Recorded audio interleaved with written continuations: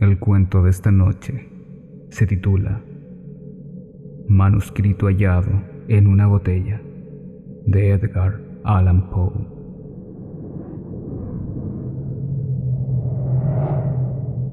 Acerca de mi país y mi familia tengo poco que explicar. Un retrato injusto, y el paso de los años me han alejado de uno y enemistado con la otra. Mi patrimonio me permitió recibir una educación poco común, y una inclinación contemplativa permitió que convirtiera en metódicos los conocimientos rápidamente adquiridos en tempranos estudios. Pero por sobre todas las cosas me proporcionaba gran placer el estudio de los moralistas alemanes, no por una desatinada admiración a su elocuente locura, sino por la facilidad con que mis rígidos hábitos mentales me permitían detectar sus falsedades. Frecuentemente se me ha reprochado la aridez de mi talento, la falta de imaginación se me ha imputado como un crimen, y el escepticismo de mis opiniones me ha hecho notorio en todo instante. La verdad, temo que una fuerte inclinación por la filosofía física haya teñido mi mente con un error muy común en esta época. Hablo de la costumbre de relatar sucesos, aún los menos adecuados de dicha referencia, a los principios de esa disciplina. En definitiva, no creo que nadie haya menos propenso que yo a alejarse de los severos límites de la verdad, dejándose llevar por los fuegos fatuos de la superstición. Me ha parecido conveniente sentar esta premisa para que la increíble historia que debo narrar no sea considerada la fiebre de una imaginación desbocada, sino la experiencia auténtica de una mente para quien los ensueños de la fantasía han sido letra muerta y nula.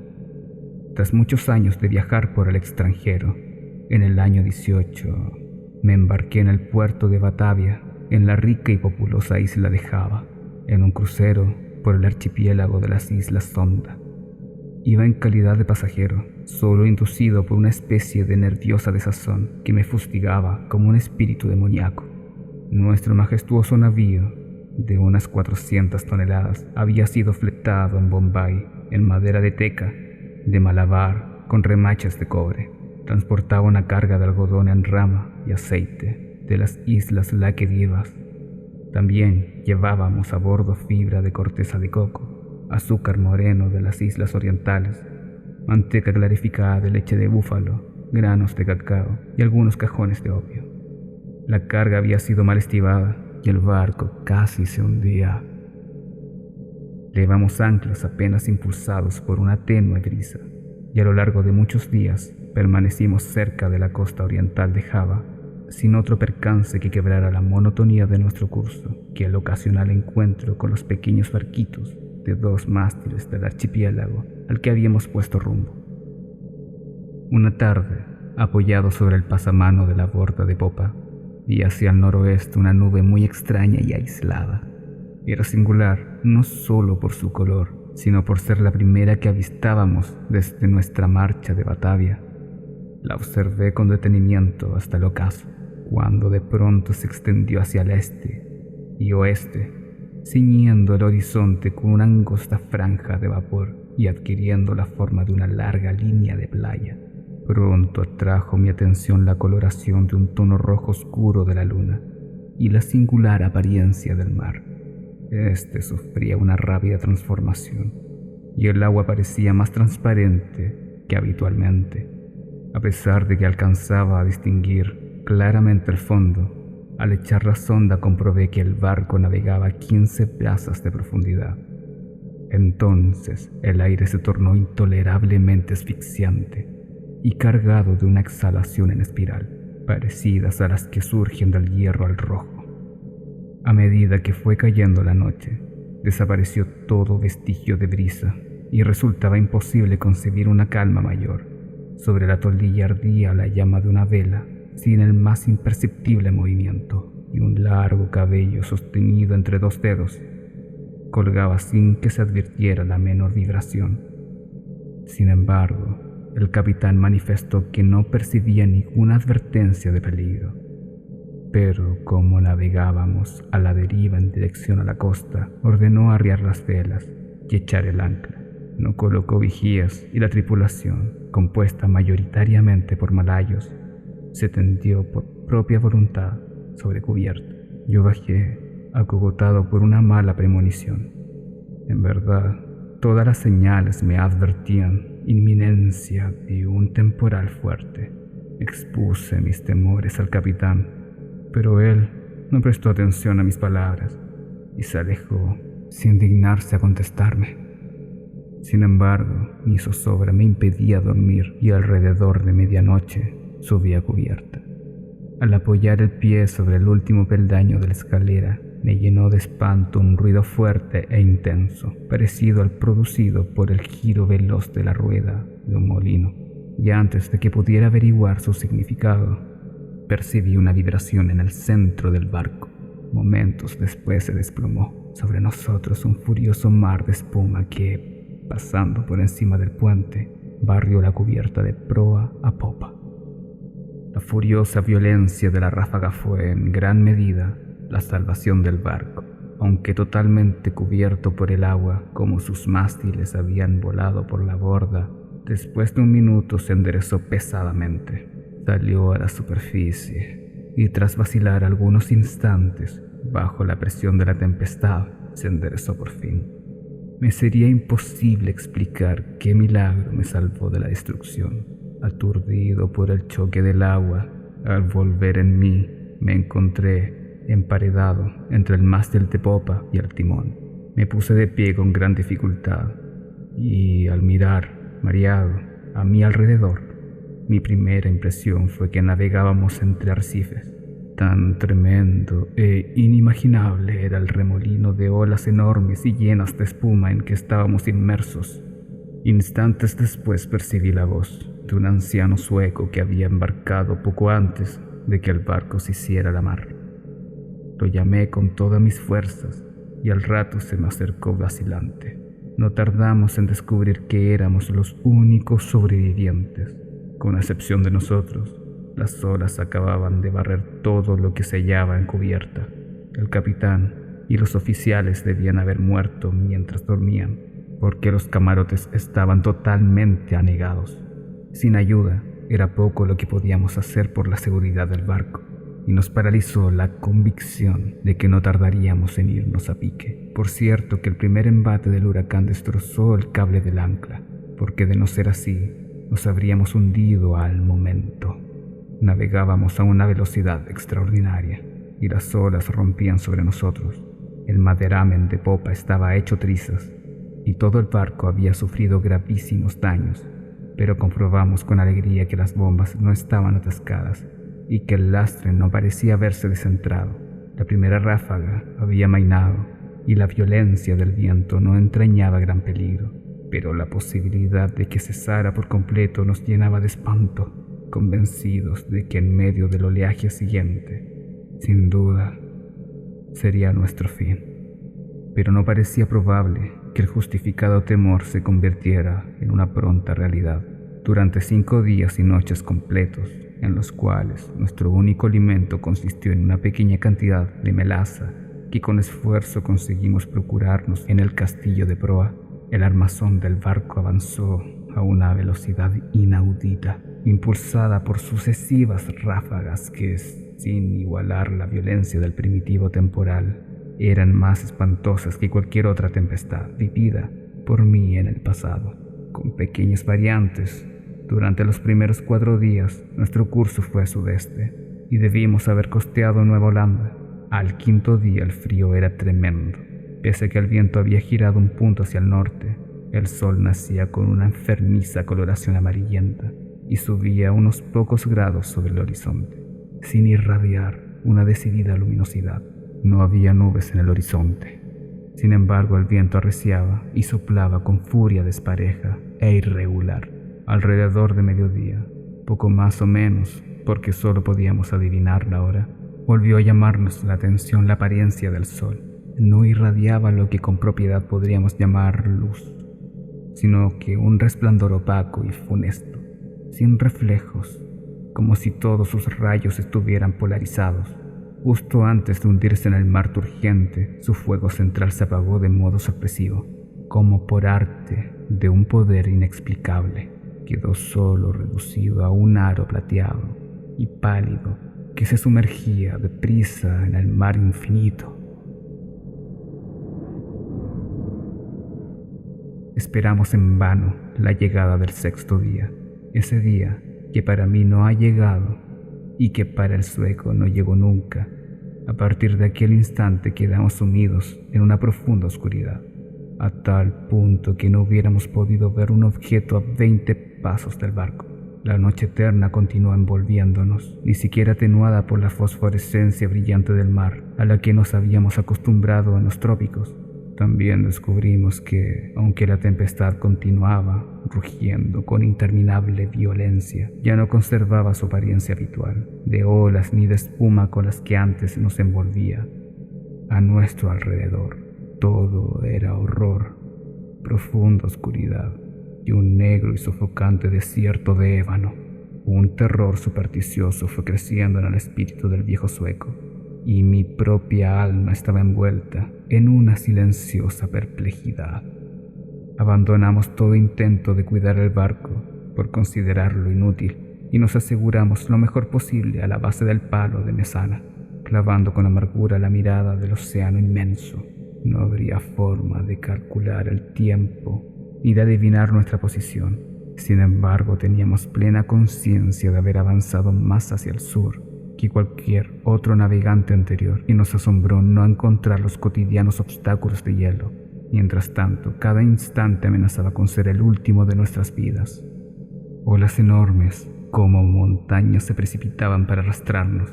El oleaje sobrepasaba todo lo que yo hubiera imaginado, y fue un milagro que no zozobráramos a las primeras de cambio. Mi acompañante hablaba de la liviandad de nuestro cargamento y me recordaba las excelentes cualidades de nuestro barco, pero yo no podía menos que sentir la absoluta inutilidad de la esperanza misma, y me preparaba con tristeza para una muerte que, en mi opinión, nada podía retardar ya más de una hora, porque con cada nudo que el barco avanzaba, el mar negro y tenebroso tomaba mayor violencia. Durante segundos jadeábamos para respirar, elevados a una altura superior a la del albatros, y otras veces nos mareaba la velocidad de nuestro descenso a un infierno acuoso, donde el aire se estancaba y ningún sonido turbaba el sopor del kraken. Nos hallábamos en lo más profundo de uno de los abismos, cuando un repentino grito de mi acompañante resonó espantosamente en la noche.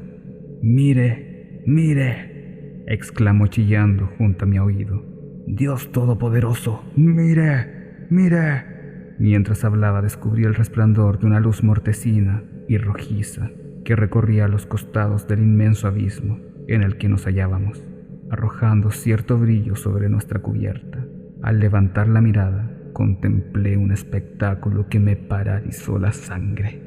A una altura impresionante, directamente encima de nosotros y al borde mismo del precipicio líquido, flotaba un gigantesco navío de quizás 4.000 toneladas, pese a estar en la cresta de una ola que lo sobrepasaba más de 100 veces en altura. Su tamaño excedía el de cualquier barco de línea o de la Compañía de Islas Orientales. Su grandioso casco era de un negro intenso y sucio, y no lo adornaban los acostumbrados mascarones de los navíos. Una sola hilera de cañones de bronce asomaba por los portañolas abiertas, y sus relucientes superficies reflejaban las luces de innumerables linternas de combate que se balanceaban de un lado a otro en las jarcias. Pero lo que más estupor y perplejidad nos provocó fue que en medio de ese mar sobrenatural y de ese huracán ingobernable navegara con todas las velas desplegadas. Al verlo por primera vez descubrimos su proa, y poco a poco fue alzándose sobre el sombrío y horrible torbellino. Durante un instante de intenso terror, se detuvo sobre el vertiginoso pináculo, como si contemplara su propia majestuosidad. Después se estremeció, vaciló y se precipitó sobre nosotros. En ese momento, no sé qué repentino dominio de mí mismo surgió de mi espíritu. A los tropezones retrocedí todo lo que pude hacia popa, y allí esperé sin temor la catástrofe. Nuestro propio barco había abandonado por fin la lucha y se hundía de proa en el mar. Así pues, recibió el choque de la masa descendente en la parte ya sumergida de su estructura. Y el resultado insuscitada fue que me vi lanzado con violencia irresistible contra los obenques del barco fantasma. En el instante en que caí, la nave viró y se escoró, y supuse que la siguiente confusión había impedido que la tripulación me descubriera. Me dirigí sin esfuerzo y sin ser visto hacia la escotilla principal, que se hallaba parcialmente abierta, y pronto encontré la oportunidad de esconderme en la bodega. No podría explicar el porqué de esta decisión. Quizás el principal motivo haya sido la indefinible sensación de miedo que, desde el primer instante, me provocaron los tripulantes de ese navío. No estaba dispuesto a confiarme a personas que a primera vista me producían una vaga extrañeza, duda y aprehensión. Por lo tanto, consideré adecuado descubrir un escondite en la bodega. Lo conseguí moviendo una pequeña porción del armazón, y así me aseguré un refugio idóneo entre las enormes cuadernas del buque. Apenas había contemplado mi escondite cuando el sonido de pasos en la bodega me obligó a hacer uso de él. Junto a mi refugio pasó un hombre que avanzaba con pasos débiles y andar vacilante. No conseguí verle el rostro, pero tuve oportunidad de observar su apariencia general. Todo en él denotaba poca firmeza y una provecta edad. Bajo el peso de los años le temblaban las rodillas y su cuerpo parecía agobiado por una gran carga. Murmuraba una voz baja, como hablando consigo mismo. Pronunciaba palabras entrecortadas en un idioma que yo no comprendía y empezó a tantear una serie de instrumentos de aspecto extraño y de viejas cartas de navegación que había en un rincón. Su actitud era una extraña mezcla de la tosudez de la segunda infancia y la solemne dignidad de un dios. Por último, subió de nuevo a cubierta y no lo volví a ver. Un sentimiento que no puedo explicar se ha apoderado de mi alma. Es una sensación que no admite análisis, frente a la cual las experiencias de épocas pasadas resultan fuera de lugar y cuya clave, creo, no me será dada por el futuro. Para una mente como la mía, esta última consideración es un martirio.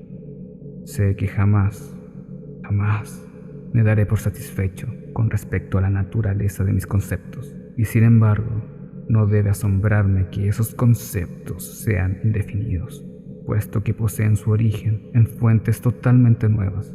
Un nuevo sentido, una nueva entidad se incorpora a mi alma. Hace ya muchos años que recorrí la cubierta de este barco espantoso y creo que los rayos de mi destino se están concentrando en un foco. ¡Qué hombres incomprensibles! Envueltos en meditaciones cuya especie no alcanzo a adivinar, pasan a mi lado sin notar mi presencia. Ocultarme sería una insensatez, porque esta gente no quiere ver. Hace pocos minutos pasé sin obstáculo frente a los ojos del segundo oficial. No hace mucho que me aventuré a entrar a la cabina privada del capitán, donde tomé los elementos con que ahora escribo, y he escrito lo anterior. De vez en cuando continuaré escribiendo este diario. Es posible que no pueda encontrar la oportunidad de darlo a conocer al mundo, pero trataré de lograrlo. En el último instante, introduciré el mensaje en una botella y lo arrojaré al mar. Ha ocurrido un incidente que me trae nuevos motivos de meditación. Ocurren estas cosas por fuerza de un azar sin gobierno. Me había aventurado a cubierta donde estaba echado, sin llamar la atención, entre un montón de flechas duras y viejas velas, en el fondo de una balandra, mientras cavilaba en lo singular de mi destino. Mecánicamente cogí un pincel mojado en brea y pinté los bordes de una vela arrastradera, cuidadosamente doblada sobre un barril a mi lado. La vela ha sido izada y las marcas irreflexivas que hice con el pincel se despliegan formando la palabra descubrimiento.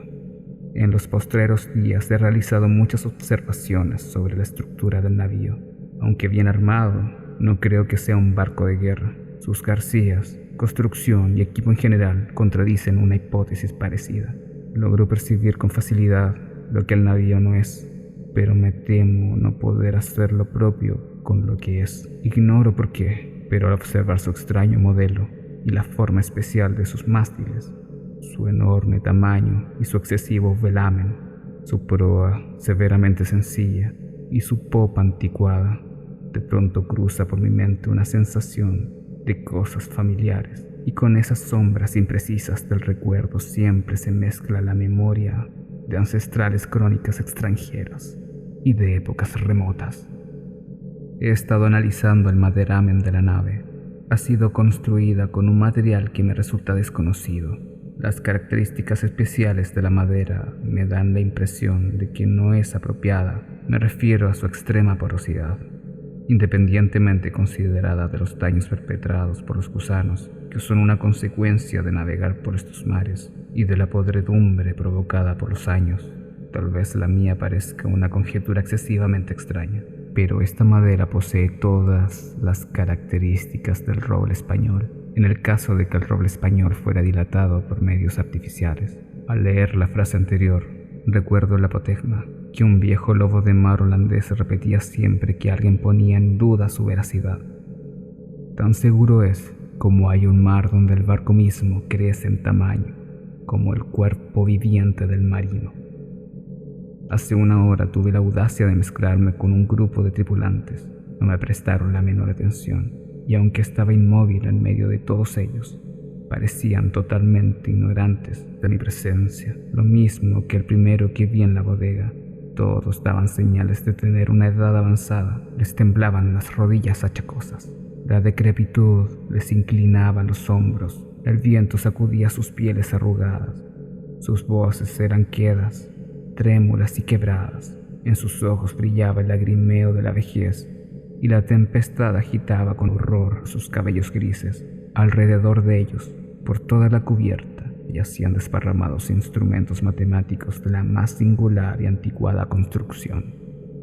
Anteriormente mencioné que había sido izada una ala del trinquete. Desde entonces, desbocado por el viento, el barco ha continuado su espantosa carrera hacia el sur, con todas las velas desplegadas, desde la punta de los mástiles hasta los batalones inferiores, hundiendo a cada instante sus penores en el más espantoso infierno de agua que pueda concebir la mente del ser humano. Acabo de abandonar la cubierta, donde me resulta imposible mantenerme en pie, pese a que la tripulación parece hacerlo sin problemas. Se me antoja un milagro de milagros, que nuestra enorme masa no sea de una vez por todas devorada por el mar. Sin duda estamos condenados a flotar indefinidamente al borde de la eternidad, sin precipitarnos definitivamente en el abismo. Remontamos olas 1000 veces más gigantescas que las que he visto en mi vida, por las que nos deslizamos con la facilidad de una gaviota, y las aguas gigantescas alzan su cabeza por sobre nosotros, como demonios de las profundidades, pero como demonios limitados a la simple amenaza, y a quienes les está prohibido destruir. Todo me lleva a atribuir esta constante huida de la catástrofe a la única causal natural que puede producir ese efecto. Debo suponer que el barco navega dentro de la influencia de una corriente impetuosa o de un poderoso mar de fondo. Me he topado con el capitán cara a cara en su propia cabina, pero, tal como esperaba, no me prestó la menor atención, aunque para un observador casual no haya en su apariencia nada que pueda diferenciarlo en más o menos de un hombre común. A la sorpresa con que lo contemplé me confundió un sentimiento de irrefrenable reverencia y de respeto. Posee más o menos mi estatura, es decir, 1,73 metros. Su cuerpo es sólido y bien proporcionado, ni robusto ni especialmente notable en ningún aspecto, pero es la singularidad de la expresión que reina en su rostro. Es la intensa, la maravillosa, la emocionada evidencia de una vejez tan absoluta, tan extrema, lo que provoca en mi espíritu una sensación, un sentimiento difícil de olvidar. Su frente, aunque poco arrugada, parece soportar la huella de una miríada de años. Sus cabellos grises son una historia del pasado, y sus ojos, todavía más grises, son adivinanzas del futuro. El suelo de la cabina estaba cubierto de extraños pliegos de papel unidos entre sí por broches de hierro y de arruinados instrumentos científicos y desusadas cartas de navegación. Con la cabeza apoyada en las manos, el capitán observaba con mirada inquieta un papel que supuse sería una concesión y que quizás llevaba la firma de un monarca. Murmuraba para sí, igual que el primer tripulante quien vi en la bodega, sílabas empecinadas de un idioma extranjero, y aunque se encontraba muy cerca de mí, su voz parecía llegar a mis oídos desde una milla de lejanía. El barco y todo su contenido está impregnado del espíritu de la vejez. Los tripulantes se deslizan de aquí para allá como fantasmas de siglos ya pasados.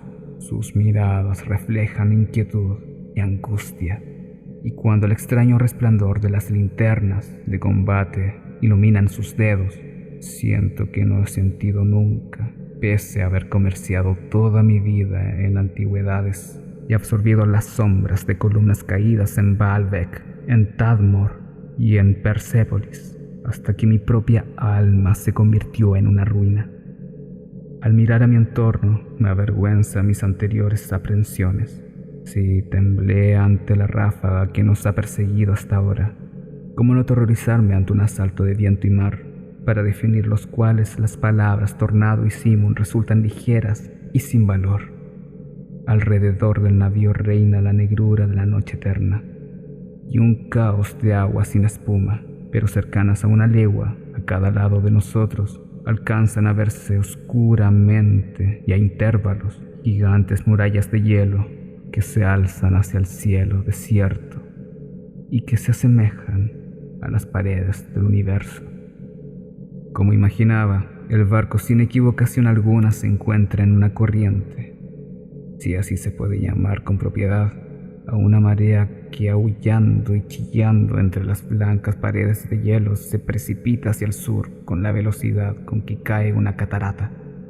Estoy seguro de que es totalmente imposible concebir el horror de mis sensaciones. Sin embargo, la curiosidad por penetrar en los misterios de estas regiones horribles predomina sobre mi desesperación y me reconciliará con la más odiosa apariencia de la muerte. Está claro que no precipitamos hacia algún conocimiento apasionante, un secreto imposible de compartir, cuyo descubrimiento lleva en sí la aniquilación. Tal vez esta corriente nos lleve hacia el mismísimo Polo Sur. Debo confesar que una hipótesis en apariencia tan extraña tiene todas las probabilidades de ser cierta. La tripulación recorre la cubierta con pasos angustiados y vacilantes, pero sus semblantes, la angustia de la esperanza supera la apatía de la desesperación. Mientras tanto, continuamos navegando con viento de popa, y como llevamos todas las velas desplegadas, por algunos instantes el barco se eleva por sobre el mar. Oh, horror de horrores. Súbitamente el hielo se abre a derecha e izquierda, y giramos con velocidad de vértigo en inmensos círculos concéntricos, rodeando una y otra vez los bordes de un gigantesco anfiteatro, el ápice de cuyas paredes se pierde en la oscuridad y la profundidad.